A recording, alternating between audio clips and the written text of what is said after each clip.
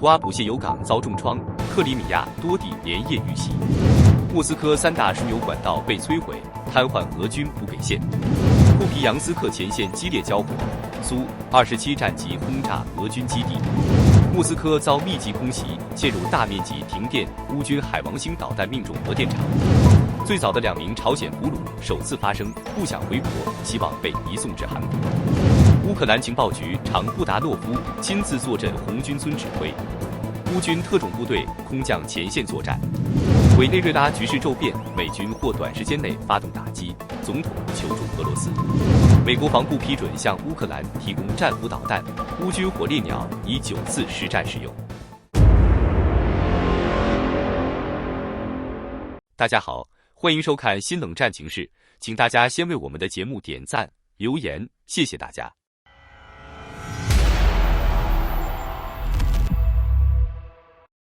乌克兰针对俄罗斯能源系统的打击行动再次升级，这一次目标直指黑海沿岸的图阿普谢油港。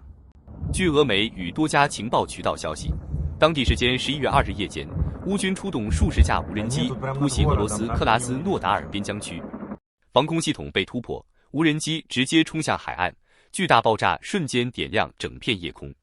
从现场画面看，港口与海面被大火吞噬，烈焰冲天，爆炸声不绝于耳。俄方虽承认基础设施受损，却仍坚称破坏有限。但 NASA 的卫星图像揭示真相，至少3处火点在燃烧，火势仍在蔓延。图阿普谢不仅是俄罗斯重要的石油出口港，更是俄军在黑海地区的关键军事节点。自战争爆发以来，这座港口几乎成为乌军的固定打击目标，如今袭击频率已创新高，与克里米亚一道，成为俄方损失最惨重的沿岸地带。与此同时，克里米亚的古尔祖夫地区也在同一夜遭到猛烈空袭。虽然当地严格禁止拍摄，但从流出的照片中仍能看到山间火光闪烁。更令人关注的是，俄罗斯境内当夜还有2处起火事件。克拉斯诺达尔的卡夫卡兹港一艘拖船被点燃，远在西伯利亚的克迈罗沃州油田也突发大火，疑似遭到亲乌游击队破坏。在这场能源与军事的双线战中，俄罗斯南部的安全形势正急剧恶化。与此同时，国际援助仍在继续。法国宣布，2024年对乌军援总额高达59亿欧元，几乎是前2年总和的2倍，显示西方支持乌克兰的决心丝毫未减。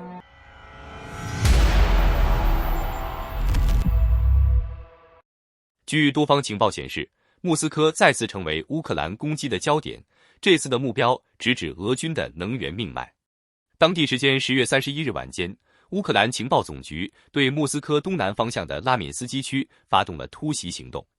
据开源情报防御者报道，乌方使用了大规模无人机编队，对当地的战略能源管道系统实施了精准打击。此次袭击的目标是俄军在莫斯科周边极为关键的3条输油管道，无人机群同时锁定并攻击了全部线路。现场画面显示，爆炸后管道区域燃起巨大火焰，橙红色火球冲天而起，宛若一团巨型蘑菇云，笼罩在莫斯科夜空之上。目击者称，他们听到了10多起剧烈爆炸声，震动持续数分钟。乌克兰情报总局随后正式确认了此次行动，称这是对俄罗斯能源与军事后勤系统的一次战略性打击。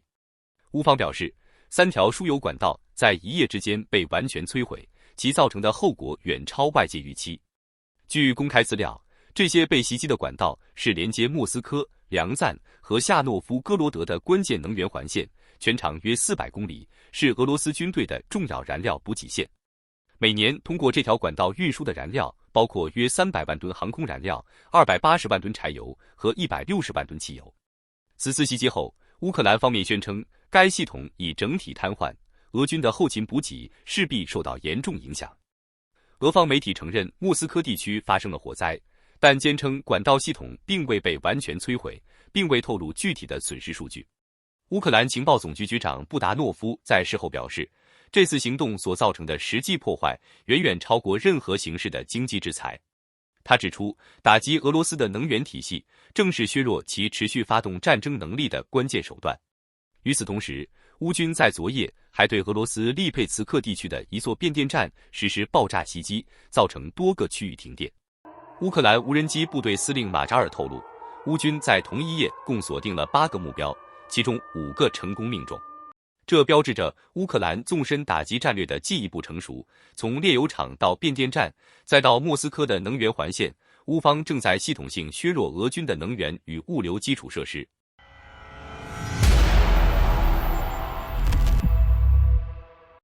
在红军村方向持续爆发激烈战斗的同时，邻近的库皮扬斯克战线也进入了白热化阶段。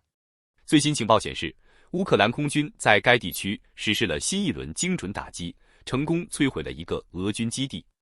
据开源情报防御者报道，当地时间10月31日，乌克兰空军的一架苏27战斗机飞抵库皮扬斯克市的东部区域，对俄军的人员与装备集结地展开空袭。乌军率先发动攻击，向目标区域投下2枚 GBU-62制导炸弹。现场传出的画面显示，俄军控制区瞬间被猛烈爆炸吞没，大片区域升腾起滚滚浓烟，橙色火光照亮战场。随后的爆炸声接连不断，表明俄军基地已被严重破坏，部分区域几乎被夷为平地。与红军村战线相似，乌克兰空军持续出动战机支援地面部队的进攻行动。就在不久前，乌军的米格29战机也抵达前线，使用海默尔滑翔炸弹轰炸了俄军的一个据点，精准命中目标并将其彻底摧毁。这些行动表明，乌克兰正在不断提升陆空协同作战能力，这背后得益于乌军在部分战区中取得的制空权优势。与此同时，乌克兰总参谋部最新报告指出，乌军不久前还在俄罗斯境内摧毁了一套山毛榉 M3 防空系统。据悉，该行动由乌军特种部队在罗斯托夫地区实施，并与境内的 Chernia Iskra 黑火花武装组织协同作战。作战中，乌方不仅成功摧毁了山毛榉 M3 系统，还摧毁了一套 NIBU 雷达。这意味着乌军正不断削弱俄军的防空与侦测网络。统计数据显示，仅在过去的10月，乌克兰就已摧毁了多套俄军的先进防空系统，包括最为重要的 S-400 系列。其中大多数战果是在克里米亚方向的交火中取得的。乌军高层透露，10月份的完整战报预计将在近期公布。目前，俄乌战争已进入2025年11月，战线即将进入冬季作战阶段。随着寒冷天气的到来，乌克兰境内很快将迎来今冬的第一场雪。而就目前的态势来看，这场战争在短期内仍无结束迹象，反而正走向长期鏖战与消耗阶段。回望2022年2月战争爆发之初，恐怕连俄罗斯方面都未曾料到局势会演变至此。当时他们信誓旦旦地宣称能迅速拿下基辅，正如如今所声称的很快夺回红军村。然而3年过去，战争的现实已彻底改写了最初的预期。俄乌冲突如今即将步入第4个年头，而前线的硝烟仍未有散去的迹象。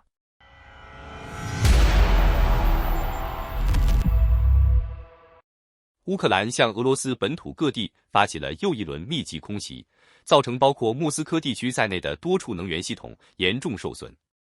俄首都部分区域出现大面积停电，而奥廖尔的热电厂也在袭击中被乌军海王星巡航导弹命中，引发连锁火灾。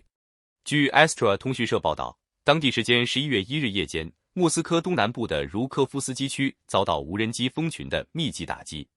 茹科夫斯基是俄罗斯航空工业的重要中心，聚集了多座空军基地和研究机构。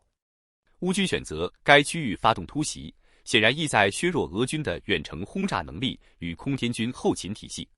现场视频显示，莫斯科上空传出剧烈轰鸣声，俄军防空系统不断开火反击，天空中闪烁着密集的交火光点。随即，茹科夫斯基及周边区域陷入一片黑暗，大片居民楼断电，整个城市陷入寂静。当地居民拍摄的画面中可见，街区路灯闪烁不定，部分公园、广场区域的照明系统完全关闭。目击者称，整座城市像被拔掉了电源，民众纷纷走出家门，聚集在街道与公园内。俄方尚未对袭击做出正式回应，但由于茹科夫斯基被视为俄罗斯航空与防务工业的心脏地带，此次袭击无疑具有明显的战略意味。乌军的无人机群行动显然是针对性急降的打击，旨在进一步削弱俄军空军的作战支撑能力。与此同时，乌克兰还在前一天对奥廖尔地区发动了空袭。据最新情报披露，乌军使用了国产海王星巡航导弹与无人机的联合打击模式，直接命中奥廖尔的热电厂核心区。袭击导致该厂连续燃烧，3座冷却塔均遭受不同程度破坏，其中一座损毁最为严重。根据俄方公开资料，这座热电厂承担着奥廖尔地区约 40% 的电力供应与 65% 的供暖能力。其被炸毁，意味着当地居民将面临冬季取暖与供电危机。乌军的目标显然是让俄方感受战争的寒冬。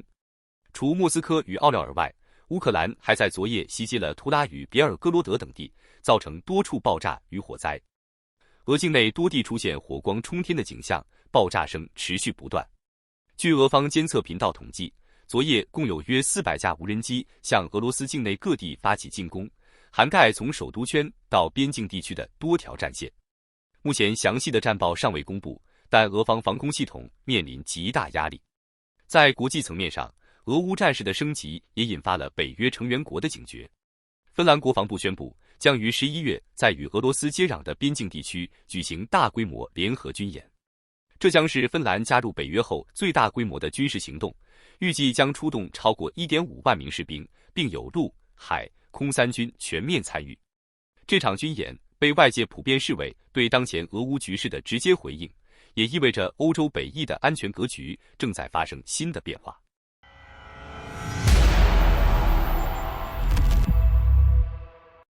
俄乌战场近日再次传出关于朝鲜士兵参战的新报道，引发外界强烈关注。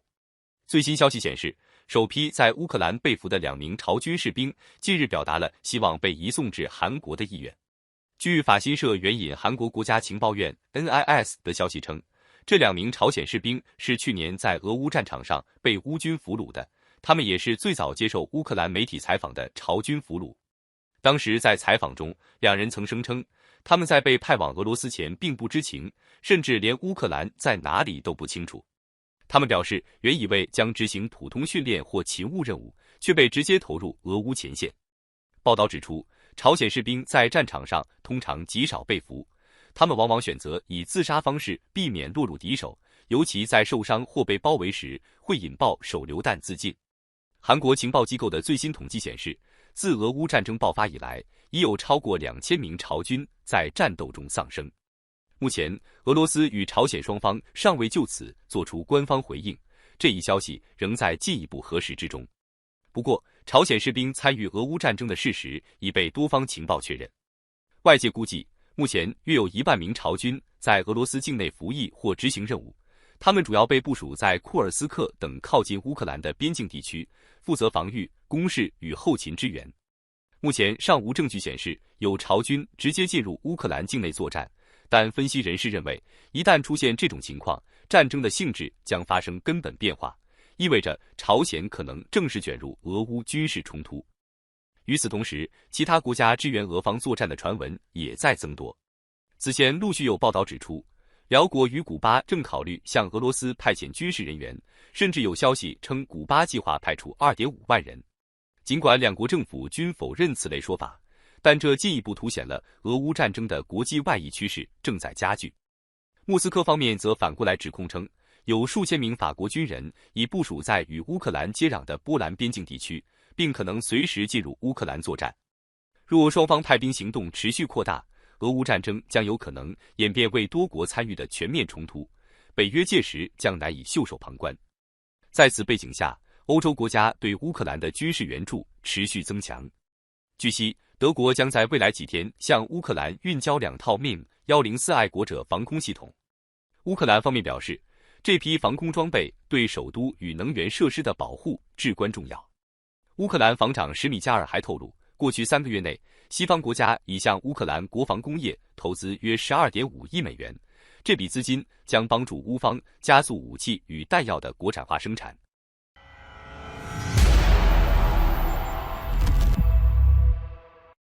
继乌克兰总司令瑟尔斯基之后，乌克兰情报总局局长布达诺夫也亲自抵达了红军村方向前线。布达诺夫指挥下的特种部队乘坐美国提供的黑鹰直升机参与了战斗。图片报披露，他和所属的情报总局特工已进入红军村一带展开作战行动。现场视频显示，乌军通过 UH-60黑鹰直升机完成了一次复杂空降行动，突入俄军声称已占领的区域。目前战斗仍在激烈进行中，布达诺夫亲自坐镇前线指挥。他手下的部队以巷战能力著称，曾在去年俄军围攻哈尔科夫重镇沃夫昌斯克时完成反攻。同样的，沃夫昌斯克当年也是俄军宣称很快会拿下却未果的地区。瑟尔斯基与布达诺夫相继坐镇红军村，凸显了乌克兰对该地区的高度重视。这表明基辅正在调整红军村轴线的军事部署，同时可能涉及周边战场的整体规划。尽管红军村的乌军面临严峻压力，基辅方面并未否认，但战场形势并非俄方所宣称的完全不利。在顿涅茨克的其他战线，乌克兰第3突击军近期清除了俄军的一支突击队，他们的无人机仅用10秒就精准定位并摧毁了俄方隐藏据点，随即冒起浓烟。与此同时，俄军昨日试图进攻乌克兰中部第聂伯罗，并派出所谓的地面机器人信使，但在抵达边境前就被乌军第46空降旅击毁，其搭载的 AGS-17榴弹发射器也一并被摧毁。相较乌克兰，俄军在战场上使用机器人的次数较少，效果明显逊色。另外，乌克兰日前俘获了一名凯茨族俄军士兵。凯茨人是俄罗斯最稀有的民族之一，全国人口不足1200人。该士兵透露，他因被俄罗斯女性诱骗结婚，喝醉后莫名其妙签署了入伍合同。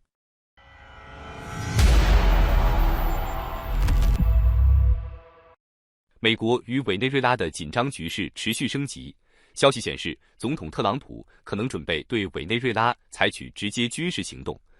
而委内瑞拉总统马杜罗正寻求包括俄罗斯在内的国际援助。据迈阿密先驱报报道，白宫已计划打击委内瑞拉境内的军事设施，这一行动可能在未来数天甚至数小时内就会实施。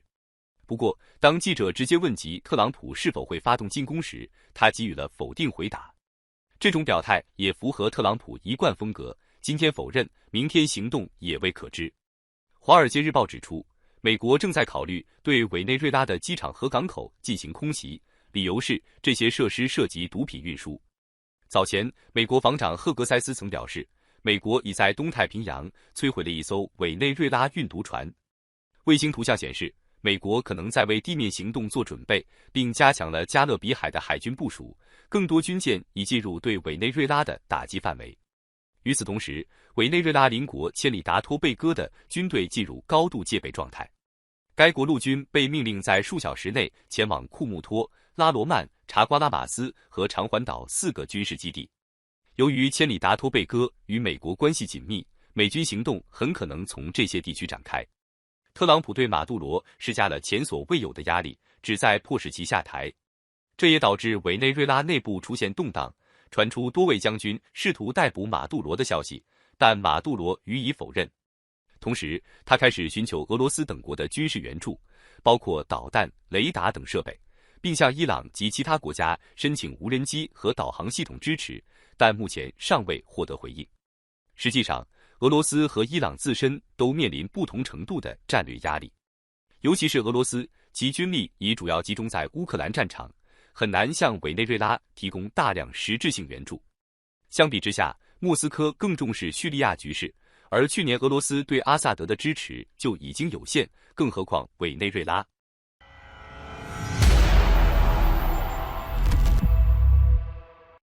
乌克兰远程打击能力再度引发关注。最新消息显示，美国国防部已批准向基辅提供战斧巡航导弹，而乌军自研的火烈鸟导弹也已在实战中使用了9次。据路透社报道，当地时间10月31日，美国五角大楼正式扫清了向乌克兰提供战斧导弹的程序障碍。五角大楼在内部评估后认为，这一举措不会对美国导弹库存造成影响，因此批准了方案。尽管战斧导弹尚未交付，乌克兰自有的远程打击武器火烈鸟巡航导弹已成为现役中最为重要的远程打击手段。据法国《费加罗报》报道，火烈鸟导弹在实际作战中已被使用9次，多次针对俄罗斯本土和克里米亚的关键设施发动打击。值得注意的是，俄方此前公布的视频显示，火烈鸟导弹曾在莫斯科上空被发现，这是该导弹首次被记录用于攻击俄罗斯首都地区，迅速引发国际关注。基辅方面下一步计划是继续研发更多弹道导弹，进一步增强远程打击能力。